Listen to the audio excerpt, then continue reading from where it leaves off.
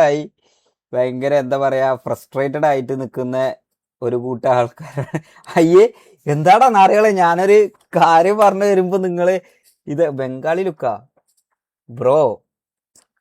Seriously നിന്നെ അളക്കല്ലേ ചുമ്മാ. Gang form ആവില്ല. ഞാൻ പറയാം, അതെ അതിനെ പറ്റി ഞാൻ കുറച്ച് കാര്യങ്ങൾ പറയാണ്ട്. ഞാൻ എന്താ പറയാ, ഫ്ലഫി ഇഷ്യൂ എന്താ? ഫ്ലഫി ഇഷ്യൂ എനിക്കറിയില്ല, ഞാൻ അറിഞ്ഞിട്ടില്ല.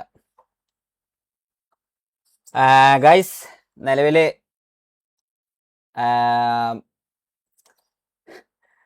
പാക്കു എന്തോ ലൈവില് പറഞ്ഞതിന്റെ പേരിൽ ഭയങ്കര പ്രശ്നമായിരുന്നു എന്നുള്ളത് എനിക്കറിയാം.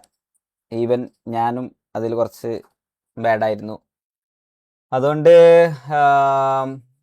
മെയിൻ തിങ് എന്താ പറയാനുള്ളതെന്ന് വെച്ചാൽ, നമ്മൾ ഗ്യാങ് ഫോം ആവാത്തതിനോ അല്ലെങ്കിൽ ഗ്യാങ് ഇതാകാത്തതിനോ ഒന്നും വേറെയുള്ള ആൾക്കാരെ എന്താ പറയാ ഡി എമ്മിലോ അല്ലെങ്കിൽ വേറെയുള്ള ആൾക്കാരെ ലൈവിലോ പോയിരുന്ന് കണ്ട് ഇങ്ങനെ കുത്തിത്തിരിപ്പോ അല്ലെങ്കിൽ ഇതേമാതിരി ഇരുന്ന് കണ്ട് നമ്മൾ ഫ്രസ്ട്രേറ്റഡ് ആയിട്ട് കാര്യമില്ല.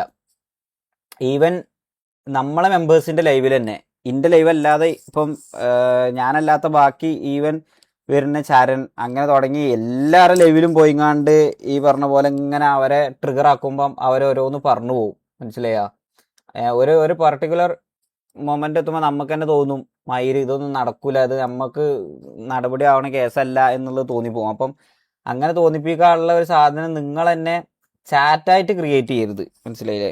നിങ്ങൾ എനിക്കറിയാ നിങ്ങൾക്ക് എത്രത്തോളം ഡിസപ്പോയിൻമെന്റ് ഉണ്ട് എന്നുള്ളത്. പക്ഷെ നിങ്ങളതിൽ എന്താ പറയാ, ഒന്ന് വെയിറ്റ് ചെയ്യ്, നമുക്ക് ടൈമുണ്ട്. മനസ്സിലായോ? ഇപ്പം പുള്ളിക്കാരനെ ആദ്യമായി പറഞ്ഞതാണ്, പുള്ളിക്കാരൻ്റെ ലെവലിൽ ഇന്നേ വരെ പുള്ളിക്കാരൻ പറഞ്ഞിട്ടില്ല ഈ പറഞ്ഞ പോലെ 28 ഗ്യാങ് ആയാൽ മാത്രമേ തുറക്കുള്ളൂ എന്നുള്ളത്. മേ ബി 29 ആയാൽ തുറക്കുക എന്നുള്ളൊരു ഹോപ്പ് വരെ പുള്ളിക്കാരനുണ്ട്. പക്ഷെ നിങ്ങൾ കുറേ പേര് ഇവിടെ പോയിട്ട് ഇങ്ങനെ ഈ ലൈവിൽ പോയി ഇരുന്ന് കണ്ട് ഇങ്ങനെ ഓരോന്ന് പറയുമ്പോഴാണ് ഈ പ്രശ്നം വരുന്നത്.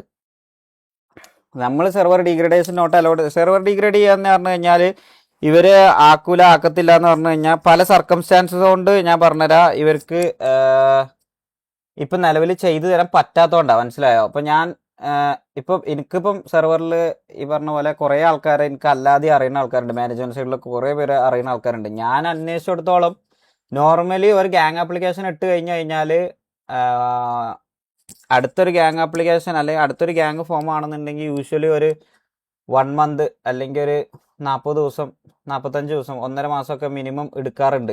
ആ ഒരു സമയത്ത് ഇപ്പോൾ പെട്ടെന്ന് ഒരു 2 ഗ്യാങ് ഡിസ്മാൻഡിലും കൂടി ആയതുകൊണ്ട് മേ ബി ഇനിയും തിരിച്ചൊരു ഗ്യാങ് ആപ്ലിക്കേഷൻ വരാനൊക്കെ പ്രോബബ്ലി ചാൻസ് ഉണ്ട്. പക്ഷെ അത് നിങ്ങൾ കുറേ ആൾക്കാർ ഇതിലൊക്കെ ഫ്രസ്ട്രേറ്റഡ് ആയിട്ട് ഓരോരുത്തരുടെ ലൈവും കണ്ട് ഇങ്ങനെ പറഞ്ഞു ഇപ്പം അങ്ങനെ പറഞ്ഞു എന്നും പറഞ്ഞ് അതിനിങ്ങനെ ഇതായി കഴിഞ്ഞ് കഴിഞ്ഞാൽ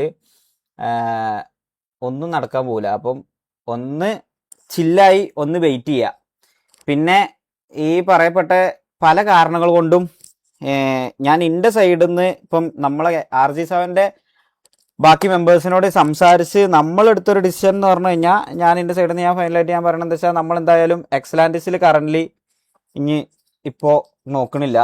നമ്മളെന്തായാലും വേറെ സെർവറിൽ ആപ്ലിക്കേഷൻ ഇടാൻ പോവാണ്. വൺസ് ഇവിടെ എപ്പോഴെങ്കിലും സെർവറിൽ ആപ്ലിക്കേഷൻ ഫോം ആവണ സമയത്ത് തിരിച്ച് നമുക്ക് വേണമെന്നുണ്ടെങ്കിൽ ഇവിടെ തിരിച്ച് അപ്ലൈ ചെയ്യാം.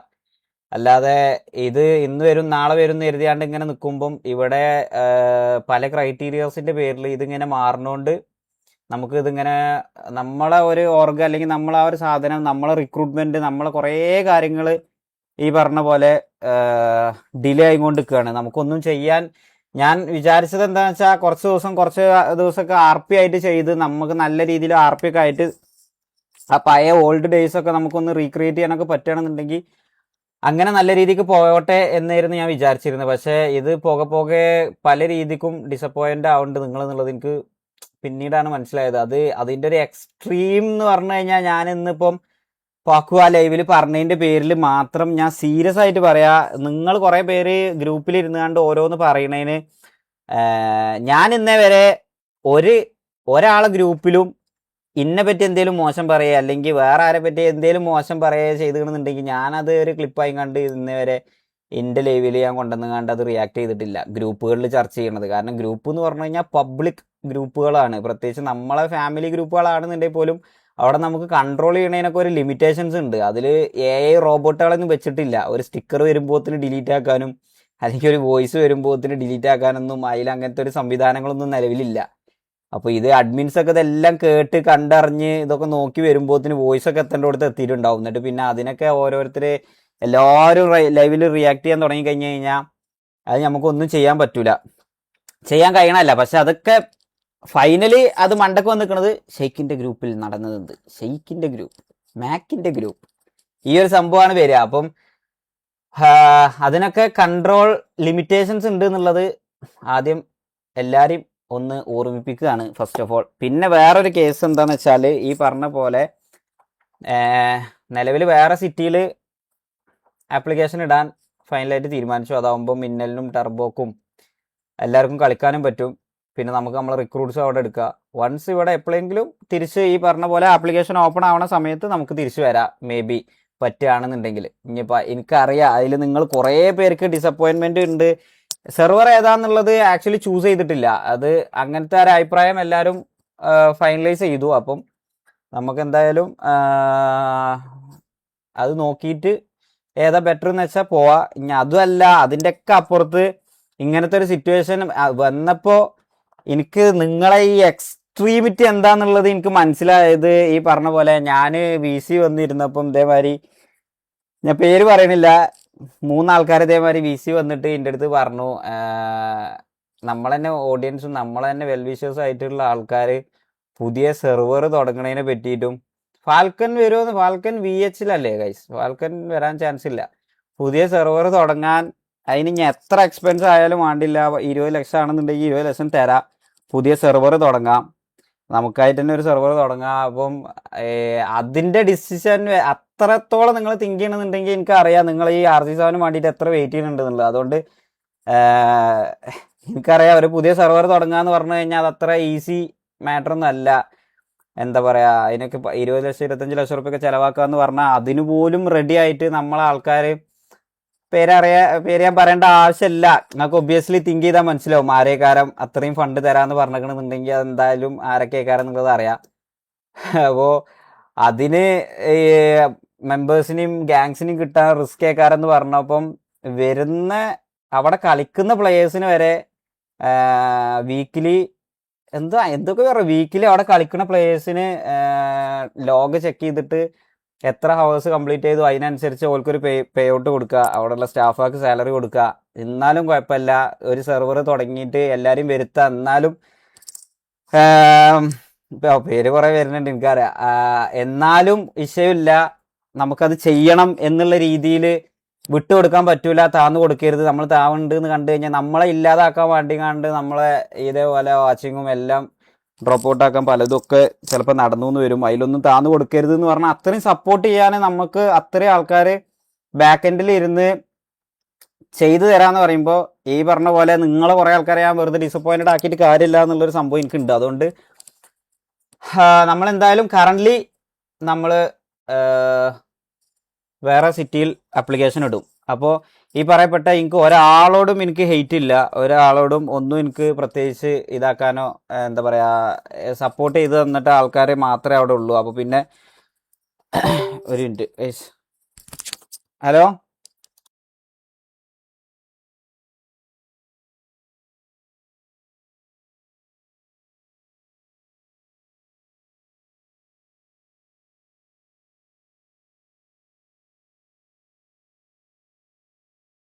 സോറി ഗൈസ് അത് കുറിപ്പ് വിളിച്ചതാ. അപ്പോ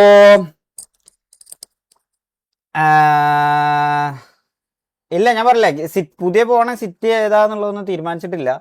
ഒന്നും നടക്കൂല എന്നുണ്ടെങ്കിൽ ഇപ്പം ഈ പറഞ്ഞ പോലെ ഈ വെൽവിഷേഴ്സൊക്കെ പറഞ്ഞ സംഭവങ്ങളൊക്കെ എന്തെങ്കിലുമൊക്കെ നോക്കാം. ഒരു നിലക്കും നടക്കൂല എന്നുണ്ടെങ്കിൽ അപ്പം നമുക്ക് അതിനെ പറ്റിയൊക്കെ തിങ്ക് ചെയ്യാം. എനിക്ക് അതൊന്നും അത് എന്നെ കൊണ്ട് എത്രത്തോളം പ്രാക്ടിക്കലാക്കാൻ കഴിയുമെന്ന് എനിക്കറിയില്ല. കാരണം അതിൻ്റെ കാര്യങ്ങളൊക്കെ എനിക്കറിയാം എത്രത്തോളം റിസ്ക് ആണ് എന്നുള്ളത്. കാരണം ഞാൻ പല പ്രാവശ്യം ഈ മാനേജ്മെൻറ്റ് സൈഡിലുള്ള ആൾക്കാരപ്പോൾ കുറേ നേരം മുമ്പൊക്കെ ഇരിക്കണോണ്ട് എനിക്കറിയാം അതിൻ്റെയൊക്കെ ബാക്ക് എൻഡിൽ എന്തോരം കാര്യങ്ങളുണ്ട് എന്നുള്ളത്. പക്ഷേ ഇവന്തോ അതിനൊക്കെ ഒരു പേയ്മെൻറ്റും സാലറി ഒക്കെ ആക്കിയിട്ട് ഓരോ സ്റ്റാഫുകളെയും ഓരോരുത്തരെയും റിക്രൂട്ട് ചെയ്ത് ഓരോരുത്തരെ അതിനെ ഏൽപ്പിച്ച് കൊടുക്കുകയാണെന്നുണ്ടെങ്കിൽ സ്മൂത്തായിട്ട് നടക്കേണ്ടതാണ്. നോക്കാം, അതൊക്കെ ഒരു നിലക്കും നടക്കില്ല എന്നുണ്ടെങ്കിൽ അപ്പോൾ അതിനെ പറ്റിയൊക്കെ നമുക്ക് ചിന്തിക്കാം. നിലവിൽ അങ്ങനത്തെ കുറേ സജഷൻസ് വന്നു. പേയ്മെൻറ്റ് വരെ തരാമെന്ന് പറഞ്ഞതാണ്. ഞാൻ വേണ്ട, ഇപ്പം നിലവിൽ അങ്ങനത്തേനെ പറ്റി ഇപ്പം നിലവിലാവുന്നു ആലോചിക്കേണ്ട, ഒക്കെ വർക്കൗട്ട് ആവണമെങ്കിൽ ടൈം എടുക്കുമെന്ന് പറഞ്ഞുകൊണ്ട് അങ്ങനെ വെച്ചതാണ്. നോക്കാം. ബാക്കി എന്താ വേറെ ഇതിപ്പം നമുക്ക് കുറച്ച് VH ആയിട്ട് കുറച്ച് ഡെപ്റ്റ് ഉണ്ട് കൈസ്. അത് നമുക്ക് സിറ്റിക്ക് അകത്ത് തന്നെ കയറിങ്ങാണ്ട് തീർക്കാം. അവിടെ മുടി എന്താ ഇങ്ങനെ പാറി കളിച്ചു. എവിടെ ആപ്ലിക്കേഷൻ ഇടണമെന്നുള്ളത് തീരുമാനിച്ചിട്ടില്ല ഗൈസ് നിലവിൽ. നോക്കാം, നമുക്ക് ആസ്ട്രിക്സോ അല്ലെങ്കിൽ സിയോണോ വേറെ ഏതെല്ലോ കുറേ ഉണ്ട്, എനിക്കറിയില്ല.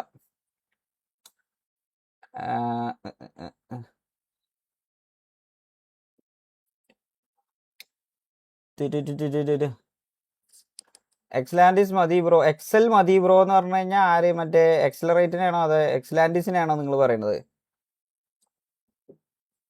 എക്സലാൻഡിസിൽ ഇതേ ഞാൻ പറഞ്ഞില്ലേ, എക്സലാൻഡിസിൽ വൺസ് ആപ്ലിക്കേഷൻ ഓപ്പൺ ആവട്ടെ, അപ്പം നമുക്ക് ആപ്ലിക്കേഷൻ ഇടാം.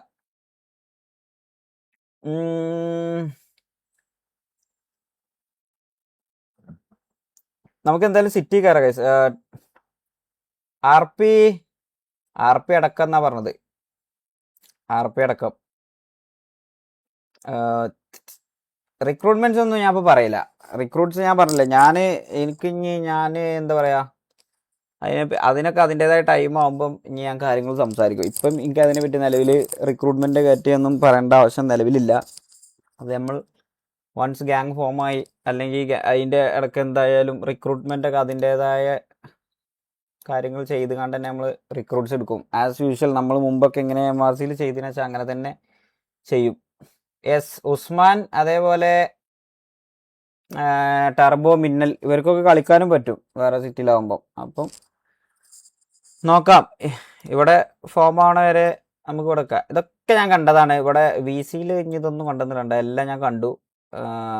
അതായത് ഇതൊക്കെ പുള്ളി ഞാൻ പറയട്ടെ, നിങ്ങൾ വെറുതെ പോയി ട്രിഗർ ആക്കണേന് പുള്ളി പറയണതാണ്, അല്ലാതെ അങ്ങനത്തെ പവർ ഗെയിം യൂസ് ചെയ്യുന്ന ഒരാളൊന്നും അല്ല.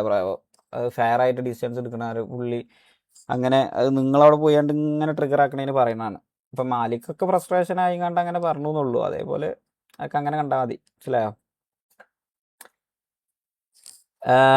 നമുക്ക് എന്തായാലും സിറ്റി കയറാം.